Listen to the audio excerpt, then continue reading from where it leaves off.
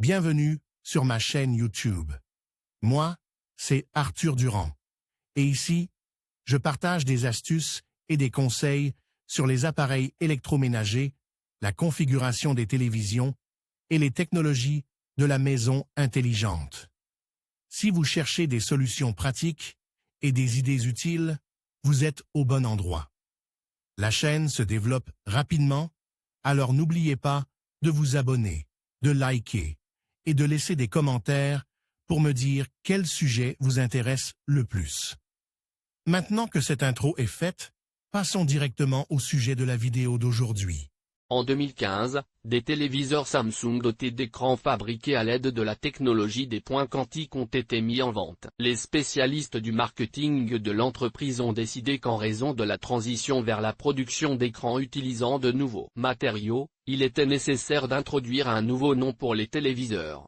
À cette époque, le nom Super fut adopté. Caractéristique du téléviseur Samsung SUHD CL. La gamme de téléviseurs SUHD de Samsung est dotée de la technologie des points quantiques, créant l'écran à l'aide de particules ou de cristaux ultra petits spécialement conçus mesurant 1,5 à 5 nanomètres. La composition unique de ces cristaux, combinée à leur pureté exceptionnelle, améliore la transmission de la lumière, ce qui donne des couleurs vives et saturées et une gamme de tons de couleurs plus complète. Les pixels à cristaux liquides sont créés à partir de ces matériaux avancés. Au cours de l'évolution des téléviseurs SUHD de Samsung, la terminologie a changé en raison de la banalité du terme super. Les modèles de téléviseurs Super UHD n'ont duré que 2 ans, 2015 et 2016. Malgré une campagne publicitaire promouvant les téléviseurs SUHD comme les meilleurs de leur catégorie, l'arrivée des téléviseurs OLED de LG en 2016 s'est révélée être un redoutable concurrent avec une qualité d'image supérieure. Par conséquent, en 2017,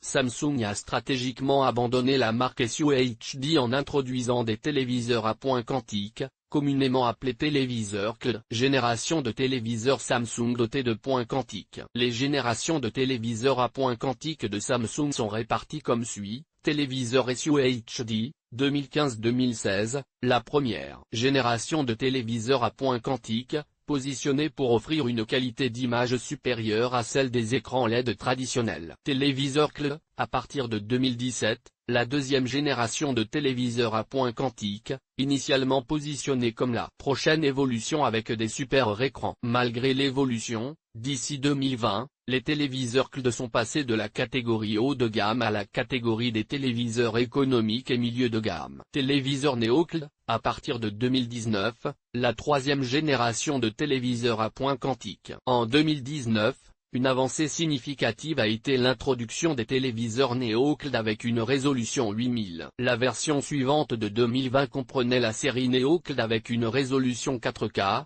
positionnant ces téléviseurs comme des téléviseurs de milieu à haut de gamme, et avec la sortie des téléviseurs OLED de Samsung, les CL ont pris le deuxième niveau dans la hiérarchie des téléviseurs. L'avenir des téléviseurs CL de Samsung. La trajectoire de la technologie des téléviseurs CL de Samsung semble incertaine malgré la prise en charge annoncée d'une profondeur de couleur de 10 bits, promettant 1 milliard de couleurs sur leurs écrans haut de gamme. En 2021, la décision de Samsung de céder son usine d'écran LED et CL au chinois TCL soulève des questions sur l'avenir de cette technologie. Historiquement, les cessions importantes d'importantes installations de production surviennent souvent soit au sommet de leur valeur, soit lorsque l'avenir est jugé particulièrement risqué. Des situations analogues, telles que la sortie de Toshiba du secteur des téléviseurs et la vente ultérieure de sa division au chinois IANC, donnent un contexte à la décision stratégique de Samsung. La raison derrière la vente par Samsung de sa vaste usine de panneaux LED devient évidente si l'on considère que la technologie LED CL